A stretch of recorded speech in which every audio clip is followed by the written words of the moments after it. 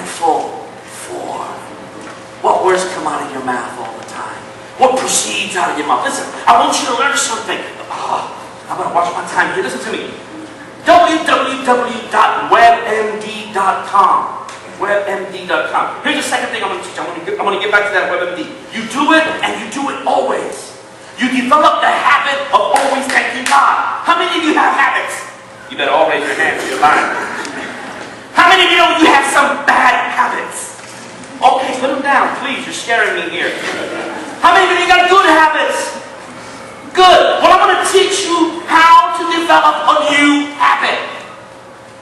There's 3 things you need to do to break a habit to develop a new one, according to www.webmd.com when it comes to habits. And if you practice this, you're going to realize you're going to stop cussing and you're going to start thanking.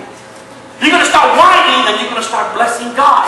You're going to stop looking at the negatives and you're going to see beyond the clouds as you fly beyond them through Thanksgiving.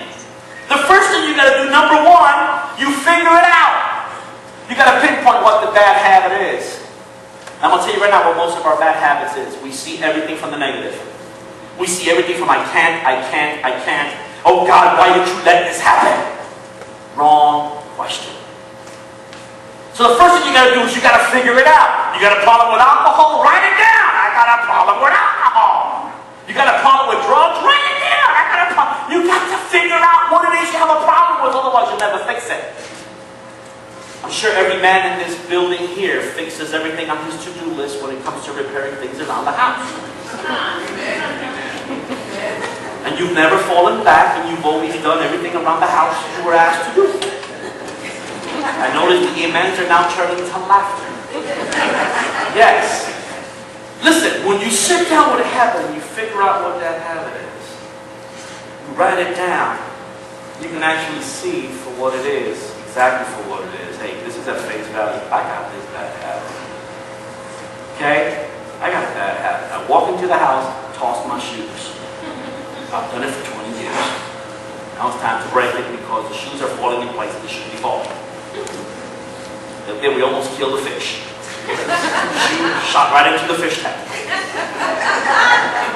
Oh boy, George is gone. So you gotta figure it out. Number 2, once you figure it out, then you write it out. Write down, hey, this is what I'm doing. Write it in detail. This is when I do it. This is what leads up to me doing this. When I am stressed out, when the money ain't coming in, when I'm angry at my wife, when I'm angry at people, when I'm angry at the world, when I begin to see the, or it could be the opposite. I know people, when everything is going great and I have so much money, all of a sudden I feel free enough to go and screw up and throw it all away. Figure it out! Write it out! I know when I get angry when this and this happens to me. And I reach my edge when I can no longer talk and I want to blow up. Write it out. But see, all of us have a pattern of how we do it. Let me hang out with you for 30 days. I'll tell you what your bad habits are and your good ones. Let me just sit in the living room of your house and let me watch as you come in. Let me see what you do when you get up in the morning. I want to tell you what your habits are. I want to give you a new habit. I want to teach you how to be thankful. I want you to get up and smile even though everything around you is falling apart. That is God's will for your life. To be thankful. The third thing you do, after you figure it out, after you write it out, the third thing you got to do is very critical. That's where many of us fail. You switch it out. You switch it out. What does that mean?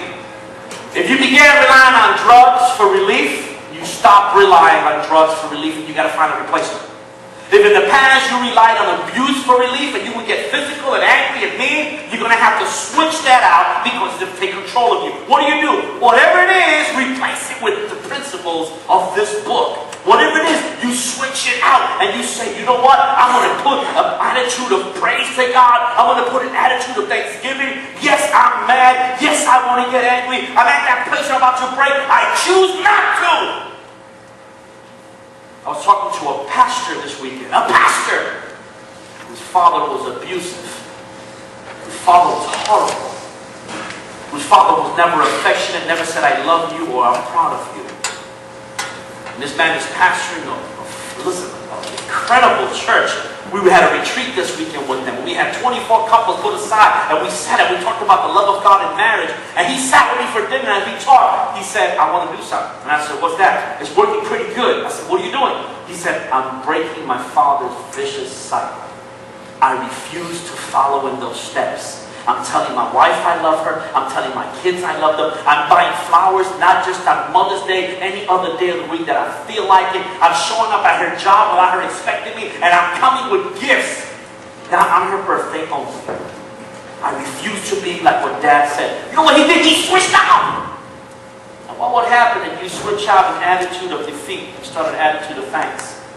What would happen if you switched out an attitude of caving in to saying, no, I'm going to hold on to God? Listen, I want to close with this. There was a man in the Bible named Job. How many of you know Job? Job went through hell and back. I'm going to tell you what held Job together. Job said these words in Job chapter 19, verse 24. He said, they were graven with an iron pen and lead of the rock forever. For I know my Redeemer lives, and he shall stand on the later day. And although my skin are destroyed by the worms and this body is decayed, I know I'm going to see God. Wow, what an attitude. I know God's going to see me through. I know God's going to be with me. I know God's going to... So why shouldn't I be thankful? Stop and ask yourself a question today. Can you hear me? Are you here? Did you survive what you thought you would never survive? Remember that one incident that you thought you would lose your mind, did you? Remember when you thought all was over and it was only the beginning of something new in your life? I want to challenge you to do one thing here, folks. I want to challenge you to do the will of God. And look how you do it. You do it always, and you do it to honor God. That's it. So what are you saying, preacher? Very simple. Very simple. Stop breaking your habits. Stop being negative. I want you to do something today. Right there in your Bible. Right there in the palm of your hand. Or maybe in your heart. Make the promise to God here today. And say, God, regardless of what I go through, I'm going to thank you. I'm going to thank you. If it's death, you thank God through death. If it's failure, you thank God through the failure.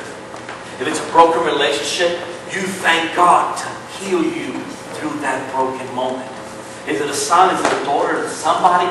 You thank God because somehow God is teaching you. You don't control it all. You're going to have to trust Him. You need to stop and ask God one thing for one moment.